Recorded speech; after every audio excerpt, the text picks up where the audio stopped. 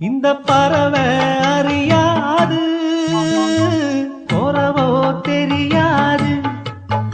அது உனக்கும் புரியாது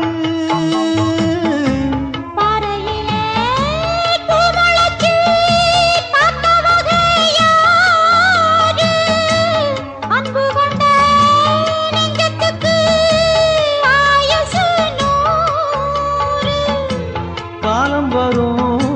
வேளையில காத்திருப்பேன் பொன்மையிலே